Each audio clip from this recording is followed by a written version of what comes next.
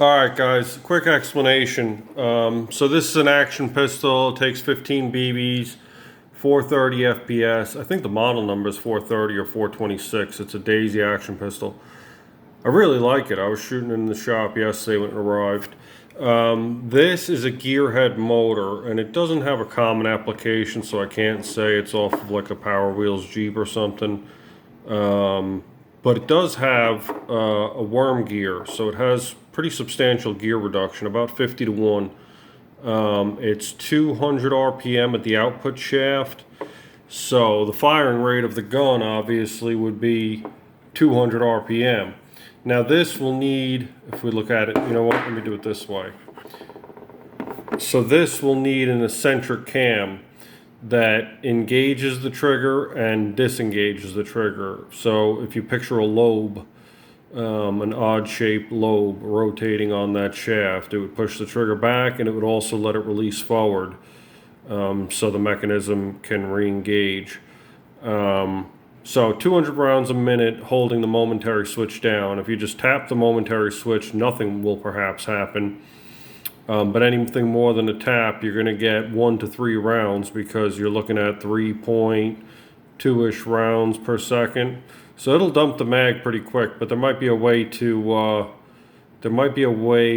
feed more BBs into the mag and keep some forward pressure on them. But we'll look into that later. So this is 12 volts, or at least it's 12 volts for the desired RPM. And I'm going to run it with, I wish I could stabilize. There we go, 200 RPM DC 12 volt. So I'm going to run it with a probably a 3S LiPo, which is, what is that, 4.2, 12.6, so 12.6 maximum charge, so it'll be right about exact at 200 RPM, which would be a fun rate of fire. If I went any higher, I'd be dumping this mag almost instantly. So this will be pretty good. I think I'm going to need to do some soldering, to get any purchase on these little tabs that they have for the motor. And what else? So it should be pretty simple. I could probably 3D print a bracket. I might machine. Well, I'm going to machine the cam itself. That's going to need to be machined. My only concern will be the enclosure of the trigger guard, whether or not that'll be big enough to house the eccentric cam that needs to travel a certain amount of distance, because the trigger stroke on this, let's see if you just can watch me dry fire it real quick. So there's the take up right there. So it actually could start right there. If you picture, this would be the cam engagement start point. So let's see what the travel is. Yeah, it's still, even with the slack taken out, it's still about 5/8 of an inch travel on this thing. So it might get tricky.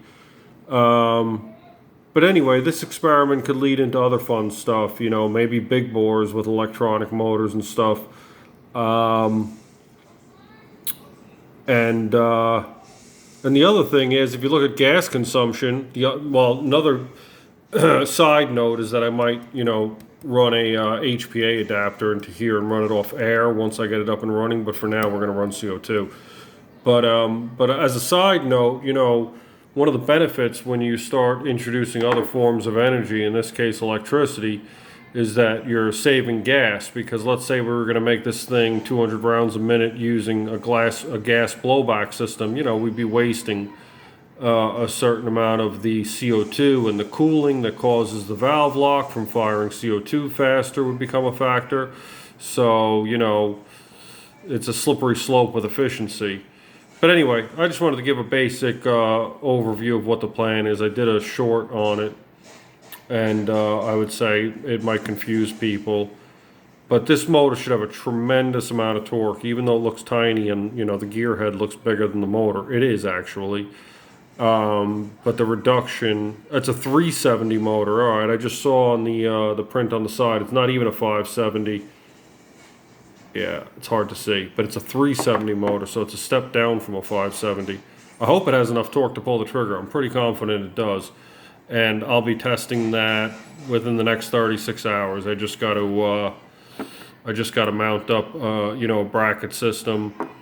Another cool thing about this handgun that I wanted to mention, I'm going to put you down for a second because I'm going to pull this guard off.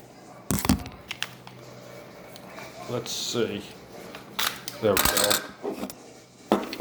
There's a good chance I can miniaturize it a bit because once you pull the handguard off, if let's say this was going to be mounted, you know, inverted or even upright underneath another gun, like let's say you had, you know, a big bore and you wanted something as backup for, you know, for Starling that were nearby or something, it could be ultra light and fairly compact. And if you run HPA into this through a tethered, you know, regulated system, it could even get smaller because this whole contraption for you know, compressing the CO2 cart could just be eliminated entirely. And this thing, as you already know, is pretty small. So yeah, it's the perfect you know, base model $30 gun to test this on. And even if the gun, you know, blows to pieces or this thing breaks the trigger or whatever, it's not going to matter that much. So more to come. Thanks for watching.